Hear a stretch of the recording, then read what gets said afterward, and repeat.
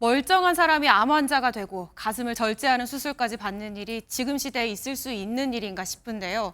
이 사건 취재한 최은미 기자에게 자세한 이야기 들어보겠습니다. 최 기자, 결과적으로 보면 암이 아니라 양성 종양이었다는 거잖아요. 네, 맞습니다. 0.7cm 크기의 섬유 선종이었어요. 섬유 선종은 유방에서 나타나는 양성 종양으로 가임기 여성에게 아주 흔합니다. 예. 서울대병원에서 제공하는 의학 정보창을 한번 가져와 봤는데요. 보시면 유방에서 생기는 가장 흔한 양성 종양이라고 돼 있고요. 유방암 위험도가 매우 낮아 특별한 치료 없이 추적 관찰만 하면 된다고 설명돼 있습니다. 잘못된 암 판정을 내렸던 A 의원도 이 부분은 인정합니다. 들어보시죠. 이 수술할 필요가 없는 거잖아요, 그냥. 그렇죠. 수술할 필요가 없는데 만약에 우리가 섬유선종이라고 나왔다면 선생님 지켜보고요. 6개월 뒤에 총파합시다. 이렇게 할 거였다 이거지. 그러니까 그냥 놔두면 되는데 가슴을 6cm나 절개해서 도려내는 수술을 받았다는 거군요. 네, 그러게 말입니다. 처음 암 판정을 내린 의원도 조직 검사를 진행한 GC 녹십자 의료재단도 실수를 인정한 명백한 의료사고입니다. 그런데요, 이렇게 잘잘못이 명백해도 피해 보상은 쉽지 않았습니다. 일단 건강검진을 진행했던 의원은 검체 관리를 제대로 하지 못한 GC 녹십자의 모든 책임을 떠넘겼고요.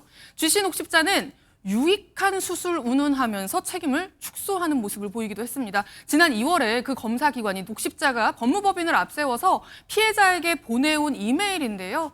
이 줄친 부분 한번 보시면요. 양성 종양인 경우에도 종양 자체는 절제가 유익하다는 의학적 판단하에 종양 절제술을 시행한 것으로 보인다고 적혀 있습니다. 예. 한마디로요. 양성이든 암이든 떼어냈으니 좋은 거 아니냐는 겁니다. 이걸 안 해도 어떻게... 되는 수술에 들어간 수술비만 지금 1,000만 원이 넘는데 합의가 이루어지지 않으면서 이 역시 피해자가 감당하고 있고요. 언제 마무리될지 기약 없는 소송을 통해야만 피해를 보상받을 수 있는 상황입니다. 그런데 하나 궁금한 건 수술한 대학병원에서는 자체적으로 검사를 안 한 건지는 좀 짚어봐야 될 것 같아요. 그러니까 검사 결과를 잘못 보냈다 하더라도 수술 전에 다시 한번 확인할 수 있는 거잖아요. 네, 물론입니다. 대학병원에서도 수술 전에 조직 검사를 했습니다. 세침 검사라는 아주 작은 바늘로 가슴을 찔러서 소량의 세포를 채취한 뒤에 암 여부를 확인하는 방식인데요.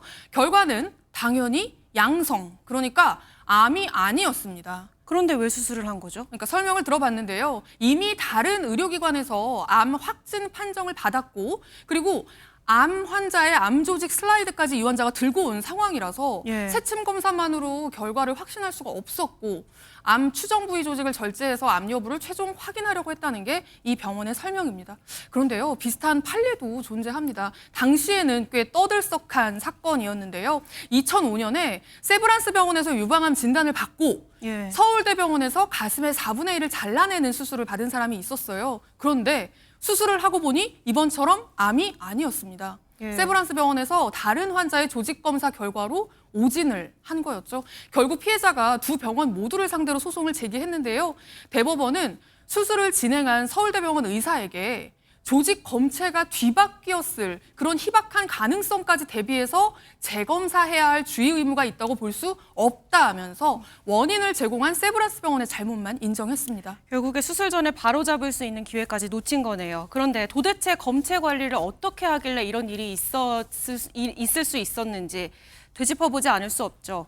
네, 맞습니다. 이번에 문제를 일으킨 GC 녹십자 의료재단은 해당 분야에서 국내 선두기관입니다. 모든 병의원이 병리과 전문의를 예. 고용을 해서 조직 검사까지 다 할 수는 없기 때문에 이런 검사기관에 채취한 조직을 보내서 판단을 맡기는 방식으로 진행을 하거든요. 건강검진이 요즘에 굉장히 일반화되면서 하루에 아마 의뢰받는 검사건만 해도 상당한 양일 텐데 이렇게 허술하게 관리되고 있었다는 사실이 드러난 겁니다.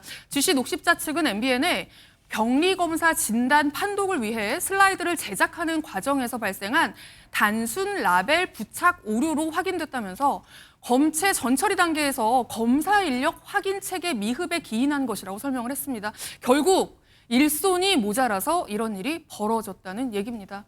이런 검사기관들도 법적으로는 의료기관으로 분류가 됩니다. 당연히 보건당국의 관리감독 하에 있고요. 주무부처인 보건복지부는 심각한 사안으로 보고 있다며 해당 기관에 대한 조사 여부를 검토하겠다고 밝혔습니다. 예, 일손이 모자라서 이 멀쩡한 사람이 수술을 받아야 되는 이 사실을 어떻게 받아들여야 될지 모르겠습니다. 지금까지 잘 들었습니다. 네.